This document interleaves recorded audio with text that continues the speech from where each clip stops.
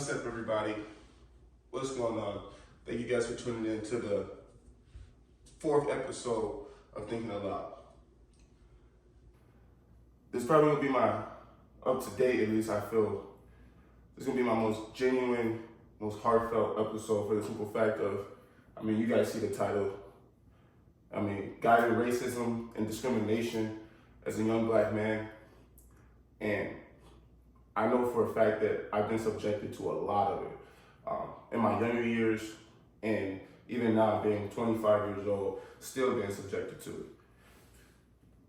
it. Just give you guys some backstory and to get some, context of, my points of where I'm coming from. I don't ever use, let's say, the racism card to say, this isn't going my way this way, or this isn't going my way that way. They're racist, or, they're trying to discriminate against me because I'm black or whatever. Same thing, all in the same boat of being, saying somebody is racist. I have not ever used that because I wouldn't have gotten to where I am right now in life, without truly just going forth and fighting and breaking down those walls and getting what I want, regardless of what that person thinks of me or because of what I look like. You feel me? So I want to say that, I'm not ever been a person to cry wolf, especially over something like that. But sitting back and going through some things that I had went through in this past week really made me realize that I've definitely guided through a lot of racism and discrimination. It dates back for a long time ago. Just being a young man and really understanding, the world is not perfect, and especially the game that I'm trying to play, you feel me, in this corporate America world and whatnot, you feel me, it's a lot of it. People don't want to see you win. People hate seeing a young black man succeed. And it's the truth. I don't care what anybody says watching this video or how you feel about what I'm saying. You can click out of the video wholeheartedly, but it's the truth. They don't want to see a young black man winning. They don't even want to see a young man winning. But especially if that's a young man of color and you come in correct and you know how to conduct yourself and you got to where you are at the age that you are, they hate it. They sense fear. They truly do. And you can see it on their face when you speak and you conduct yourself. I remember working at a taqueria with one of my best friends, and we were both up for promotions. It was like a $1 raise. And of course, my best friend, he's a white guy, he's a Greek guy. He got a $1 raise, and I received a 50-cent raise. And the reason behind what the owner said, why he gave me a 50-cent raise versus my boy getting a $1 raise, was for the simple fact he said, I had a cast on my knee at the time. He said, you can't walk fast enough to do this job. I was in a cast for like 3 weeks. Mind you, I was working at this job for months when it was time for a promotion or a raise, I'm sorry. And he literally snubbed me on a raise by 50 cents in his words saying, you have a cast on and you can't perform your job well enough. Again, it was 3 weeks and I was working at this job for months, busting my ass, picking up extra shifts, just being the best worker that I always knew. I get my work ethic from my grandma. I watched my grandma wake up at 3 in the morning and then come back home at 12 at night, being an RN for 17 years. She has the best work ethic. My grandma worked up until the point where she couldn't work no more and she finally retired. You feel me? So I embody my work ethic from her. So that right there, that was like the real big thing. There's real racism out here. There's real discrimination out here in this world, and I experienced it. Another one was I wanted to be a EMT, and a lot of people who know me, you know that. I wanted to go forth and be a fireman and EMT. I applied at Superior Ambulance back in the Midwest. The lady who was conducting my interview, when the second I sat down, I graduated from a decent school, she looked at me, she said, so I don't see your GED in this stack. And I looked at her and I said, ma'am, I have a high school diploma plus other recommendations and certifications, which is why I'm sitting at this table trying to get this job from you.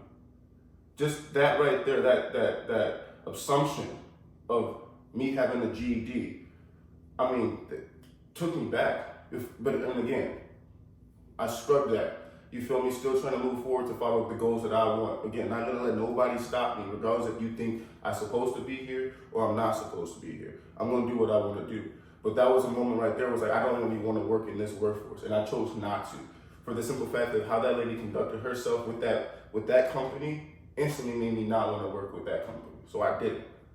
Going forth again, you feel me? A lot of people might know where I work, but regardless, I've had managers who are great people, people with my same skin color, help lift me up and give me that chance and that opportunity. It was like, hey, you're a beast, bro. Like, the way you do things and the way you are, man, like, you're gonna rise to the top. You're gonna see it. You feel me? Like, I see the success in you. You feel me? And I mean, that means a lot, especially for always having somebody try to dim your light or somebody trying to like come at you sideways for the simple fact that you just trying to be the best you. You feel me? So like having people who look like me lift me up and empower me. That's why self-representation is so important. When I was seeing those black leaders in place and those people of color really like come through and big body their way through, because I mean they had to do it. And I was still, a little young and naive when I was per se saying like when I was going through some of those things, so it was easy to kind of like brush it off and keep it going and whatnot. But now being in another place in my life, being 25 and it happening and it's still happening, this is why I have my platform, and regardless if anybody listens or nobody wants to listen, I'm still gonna speak my voice because this is my platform and that's exactly what I built it to do. And even when I per se lived in, Tennessee, I was going up for, promotions and, trying to better myself in life and having managers who literally that don't look like me, you feel me, mountain people that don't look like me, always tell you to your face is, man, you're a very successful person, and the way you embody, a strong work ethic, I mean, that's really gonna get you somewhere in life, and I want to see the best career growth for you, and so on and so on and so on and so forth. But it's always been BS. It's always just that it's enough breadcrumb to give you to keep you satisfied, but not enough to fill you up. You feel me? And when it was time for me to go forth and go for those promotions or those, to elevate myself to the next level, I apologize. People put their foot on your back because they don't want to see you win. 100%. That they can tell you what they want to say. Like I said, they can give you a few breadcrumbs just to keep you alive, but not enough to keep you filled. You feel me? Not enough to fill you up. And when it was time for me to go for that next promotion, literally got a foot put on my back, 100%. And I even spoke on it. And that's not racism. No. That's not how we feel. You can't tell a black man what racism is because you're a mountain person delivering it. You don't know because you were raised in an environment of whatever you were taught as a kid. You feel me? I'm not saying every mountain person is racist. Obviously, I know that. But I'm saying in my world, and in the corporate America world that I choose to navigate, and that I'm going to continue to choose to navigate, and I'm going to continue to break down those walls, it's there. And people do it subconsciously because, again, like I said, they fear a young, black, strong, confident man. And I say this to many of my people that I know, and I say this in many conversations, that people hate a person who knows their self-worth.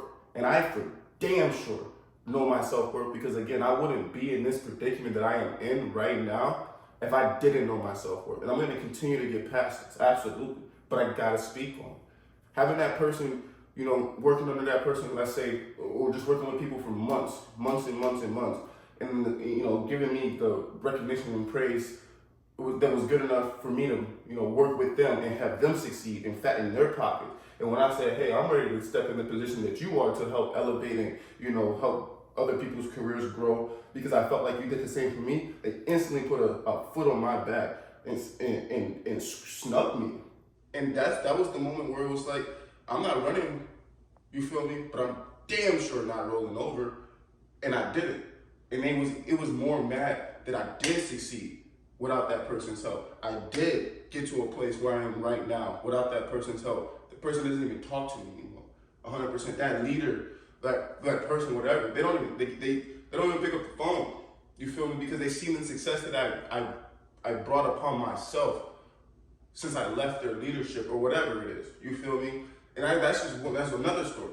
Again, in the last week, I had my character, my professionalism, and my ethics, my ethical values as a person put into question by, again, another mountain person who oh man, you're great at your job, and what you embody is amazing, and how you present yourself, and like, you know, all this was great to the point where I started. You feel me? Like I'm not a big-headed person, but again, I know my self-value, and I bring that to the table because again, that's what makes me a strong person. But that's also what makes me.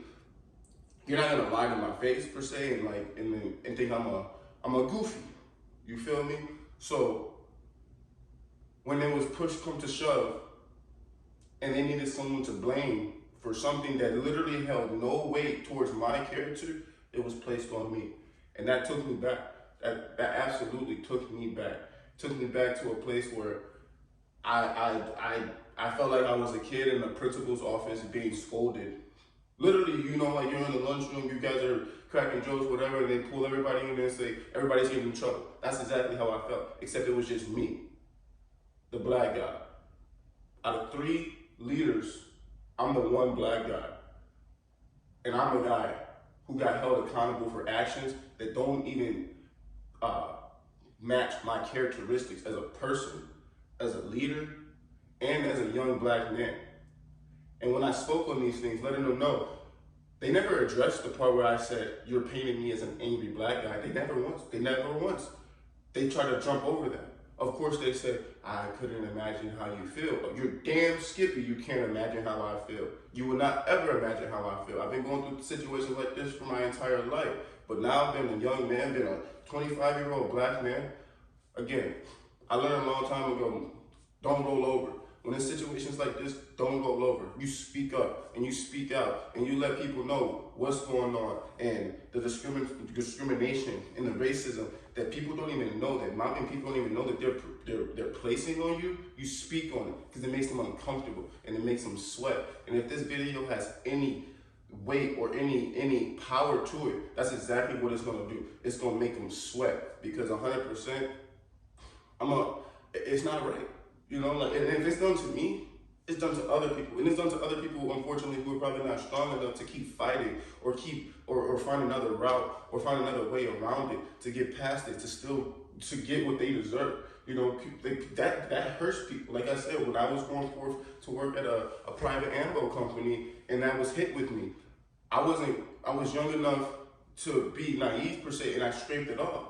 But I wasn't strong enough to keep fighting and to pursue what I really wanted in that manner. And God works in mysterious ways. I wouldn't be right here if I chose that career path, because I'm happy I chose this career path. But again, there's people who it happens to all the time and they just don't know, and they're just not strong enough to speak out or even understand the winter coat that they need to put on to big body the storm. But I am. And if this video helps anybody in the same predicament that I am in or that I have been in, is to put on your winter jacket and big body that storm, because, bro, again, ain't nobody gonna come and save you. We already know that. But at the end of the day, it's not right, and you gotta speak on it, and you gotta make sure those people are held accountable for their actions. If it's not, if it's, you know, showing them what your presence is like and you're not there, oh, they feel it. You feel me? Or if it's even holding them accountable and there's gonna be, you know, repercussions for them and their behaviors, do it. You feel me? Make them sweat. Because that's exactly what I'm gonna do, and that's exactly what I'm gonna continue to do. Again, like, this is just my story and my background and my personal opinions, and this is just me self-reflecting, because I haven't spoke out on this before. Like, the first time I really started talking about it was literally yesterday to my best friend who knows, he's been with me for 10 years and he's seen the obstacles and things that I had to navigate. And he's like, dude, like, I see it, bro, but I mean, you continue to rise to the occasion. You're damn right I do. And I pat myself on the back for it every day. Because again, bro, like, I know my self-worth and I know my self-value, and I wouldn't have ever made it this far if I didn't put that winter coat on a long time ago. You feel me? But again, that winter coat hood got a few glizzies in it, and I'm gonna make sure if you standing in my way, I'm gonna hood. I'm gonna remove you. No cap. That's real stuff. You feel me? Because at the end of the day, regardless of it's not right or it's wrong, your feelings only get you so far. You feel me? At a certain point, you can't fight with feelings. You gotta fight logically. This is not me trying to fight the battle with a video. This is me explaining how I feel, why I feel how I feel. And like I told you guys, I'm always gonna bring the most realist and most understanding content to my platform. And this is exactly me doing that. This is my first video where there's no other person sitting with me. And because this truly affects me on a very, very deep level. And I'm at a point in life where I'm just not rolling over. You feel me? I'm not gonna roll over. And you feel me? There's definitely gonna be something done. Regardless if it's gonna be this situation or the next situation, I know that I'm strong enough to fight these situations, but I also want to let you guys know that if you're experiencing the same thing, that's you. It's time to put those XL pants on, you feel me? It's time to big body it, 100%. Don't let nobody ever try to dim your light. You know, it sounds goofy when people say that, but it's the truth. Don't let nobody ever try to dim your light. Word to my grandpa, RIP the big guy. Chin up, chest out. You got this, and it's real spill. When you have that mentality, and I spoke on that mentality within my workplace, chin up, chest out, and then you can tell the look on their faces. They sit back in their chairs and they're like, dude, who is this guy? They're taken back, as you should be, because I'm not following the same structure that you follow. You feel me? The mountain people, I got my own structure, my own ethical code, my own morals. You feel me? And that's, again, what has gotten me this far. And that's what I'm going to continue to use. I'm going to continue to build on. But saying I'm unprofessional or, you feel me, just literally, like, the biggest thing was labeling me as that angry black guy. I mean, if you follow me on social media, you don't see me post guns or weed or talking down on people or anything like that. That's not, I don't do that. I mean, if I was truly just a very hurt, angry person, that's what my social medias and my character will reflect. But it doesn't. Bro, I live in a very decent little neighborhood, bro, with white people, bro. And they ask me to watch their dogs while they go on vacation, bro. I'm chilling. You feel me? Like, if those were the characteristics that somebody embodied, that wouldn't be a very trustworthy person. I'm being honest. You feel me? I got my friends and my family, whoever, they do what they do, they talk what they talk, that's cool. I love them. But you think I'm gonna have them watch my dog when I'm not here and I'm gone? Nah, for real, for real. It's not even that you're gonna take something from me. I just don't trust you in my environment enough, you feel me, to keep it wholesome. I believe in energy, you feel me? I don't want that type of energy in my environment, wholeheartedly. But that just goes to show the character that I do embody. You feel me? Come on now, it takes a lot for a mountain person to trust a black person, but it happens, and it continues to happen. You feel me? But unfortunately, there's those bad apples that try to put their foot on your back, or they try to hinder your ability to do your job or to continue to be the person that you want to be in life, or they place that discrimination and that racism, they embody it and they try to place it on you and try to literally tear you down. I'm here to say, I'm not gonna let nobody tear me down, and don't let nobody tear you down. Peace.